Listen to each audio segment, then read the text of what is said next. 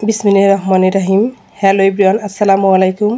সস্তার তিন অবস্থা যাকে বলে, সস্তা পেয়ে অনেকগুলো মুরগি নিয়ে আসলাম, দুটো মুরগি নিয়ে আসলাম বড় বড়। কিন্তু দেখেন কি অবস্থা আমার। সবগুলো মুরগি এখন হাতে বেছে নিতে হচ্ছে, বেছে নিয়েছি। কারণ এগুলো যদি আমরা মাইকিং করে বেচেছে, সেই জন্য কিন্তু এগুলো ড্রেসিং করে দেয় না, সেগুলো হাতে বেছে নিতে হয়। আর মুরগির চামড়াটা কিন্তু বেশ মজা লাগে, সেই জন্য চামড়াটা ফেলে দিতে ইচ্ছে করছিল না, বসে বসে বেছে নিলাম। অনেকটা সময় লেগে গেলো।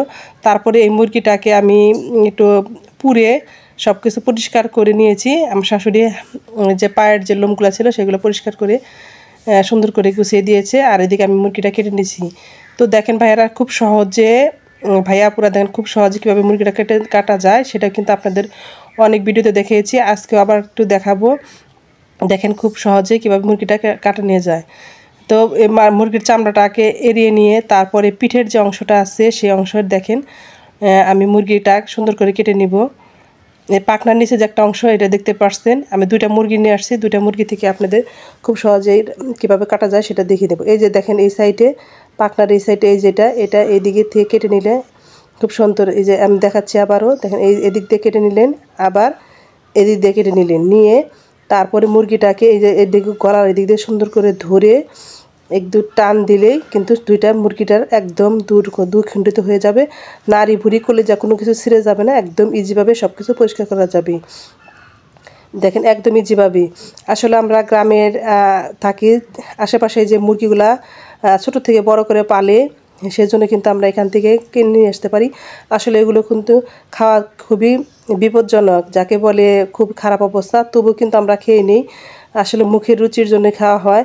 আর সব কিছুর দামের যে ঊর্ধ্বগতি, সেই জন্য কিন্তু ইচ্ছা থাকলেও সবসময় অন্য কিছু খাওয়া যায় না। কোন জিনিসটা খাবো বলেন তো? গরুর মাংস খাবেন, সেখানেও ভেজাল। ফিট খাওয়াইয়ে গরুগুলাকে বড় করানো হয়, কোনো কিছু খাওয়া যায় না। শুধু আপনি যদি হাতে বাড়িতে যদি হাঁস মুরগি পেলে খান, তাহলে যদি একটু ভালো খাবার খাওয়া যায়, তাছাড়া কোনো অবস্থায় এগুলো খাওয়া সম্ভব না। তো কেয়ার করা, ব্রয়লার মুরগি, পাঙ্গাস মাছ, তেলাপিয়া মাছ, অন্যান্য যেগুলো মাছগুলোই বলে না কেন, সব মাছই কিন্তু ওই যে পুকুরে চাষ করে, সেই চাষের মাছ কিন্তু আমরা খাই। সেজন্য কিন্তু আমাদের আগের যে মানুষের যে অনেক ছিল, হায়াত ছিল, তাদের চেয়ে আমাদের অনেকটা হায়াত কমে গিয়েছে। আল্লাহ তাআলা এক একজনের এক একভাবে রিজিক দিয়েছে। আমরা যে খাবারটা খাই, সেই উচ্ছিষ্ট খাবারটা কিন্তু এই এর জন্য আল্লাহ তাআলা ওদেরকে রিজিকে রেখেছে। আমি ভুঁড়ি নাড়ি যেগুলো আছে সবগুলো কিন্তু কুকুরকে দিয়ে দিচ্ছি। আর সুন্দর করে অনায়াসে এগুলো খেয়ে নিচ্ছি। তো ভাইয়াপুরা যারা যারা এখন পর্যন্ত আমার ভিডিওতে আছেন, প্লিজ তারা অবশ্যই একটা লাইক দিয়ে ভিডিওটা কন্টিনিউ করবেন। কারণ আপনারা যদি একটা লাইক না দেন, তাহলে কিন্তু আমার জন্য অনেক কষ্টের ব্যাপার। আমি খুব কষ্ট করে ভিডিওটা বানাই। আমার চ্যানেলের বয়স অনেক হয়ে গেছে, সাবস্ক্রাইবার কম, ওয়াচ টাইমও অনেক কম। প্লিজ আপনারা একটু যদি অনুগ্রহ করে লাইক দিয়ে দেন আর ফুল ওয়াচ করে দেন, তাহলে কিন্তু আমি অনেক দূরে এগিয়ে যেতে পারবো। আপনাদের সহযোগিতা ছাড়া কোনোভাবে সম্ভব না। এখন মাংসটা আমি সুন্দর করে কেটে পরিষ্কার করে নিয়েছি।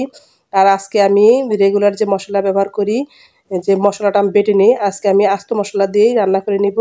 এখানে দারচিনি, এলাচ, কালো এলাচ, জিরা সব কিছু কিন্তু এই সম্বারে দিয়ে দিলাম। আরও ফাঁকি করাও আছে আমার কাছে, গুঁড়ো করাও আছে, সেগুলোও কিন্তু আমি দিয়ে দিতে পারবো।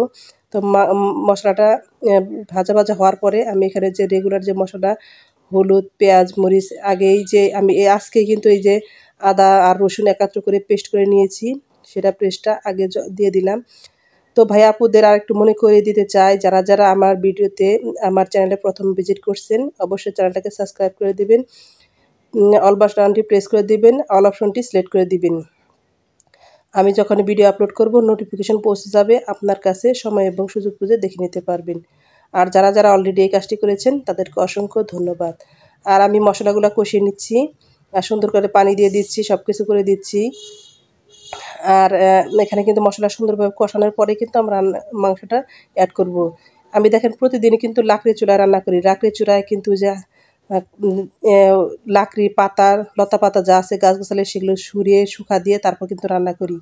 আসলেও রান্না করাটা একটু কষ্টের ব্যাপার, তবুও লাকড়ি চুলায় রান্না করতে হয়। গ্রামের বাড়ি, সবসময় গ্যাসে রান্না করা সম্ভব হয় না। আর আমার ফ্যামিলিতে অনেকগুলো সদস্য। তো ভাইয়াপুরা আমার চ্যানেলের অনেকটা ওয়াচ টাইম অনেক কম এবং সাবস্ক্রাইবার অনেক কম। আপনারা তো অনেক চ্যানেলেই যান, আপনারা অনেক সাবস্ক্রাইব করেন, প্লিজ আমার চ্যানেলটাকে সাবস্ক্রাইব করে দিবেন। আর আমার ভিডিওটা ফুল ওয়াচ করে দিবেন, আপনাদের কাছে অনুরোধ রইল। তো মাংসটা কষিয়ে নিচ্ছে সুন্দর করে। আর দেখেন কত সুন্দর স্পিডে আগুন চলছে। আসলে এখানে কিন্তু কালি ঝুলি দিয়ে সব কিছু রান্না করতে হয়। গ্রামের বাড়িতে কিন্তু এরকম পরিবেশে রান্না করতে হয়। এখানে আমি এখন জিরা গুঁড়া এবং অন্যান্য মশলা যেগুলো আছে মাংস মশলা সেগুলো কিন্তু অ্যাড করে দিয়েছি। তো সবাই সবাই কিন্তু অবশ্যই আমার চ্যানেলের সাথে থাকবেন, আপনাদের কাছে আমি সবসময় আশা করব। আর মাংসগুলো রান্না করার জন্য আমি সুন্দর করে মাংসগুলো ভালোভাবে ধুয়ে নিয়েছিলাম। তারপরেও আমার একটু অতৃপ্তি লাগে রান্নার আগ দিয়ে, মানে মাংসটা কড়াইতে আগ দেওয়ার আগেও কিন্তু আরেকবার না ধুলে আমার কোনো কিছুতে ভালো লাগে না। দেখেন এক হাত দিয়ে আমি মোবাইল ধরছি, আরেক হাত দিয়ে মাংস ধুয়ে নিচ্ছি। আমার কিন্তু বাম হাত দিয়ে সবসময় যে লাকড়িটাকে দিতে হয়, তা না হলে লাকড়িটা নিভে যায়।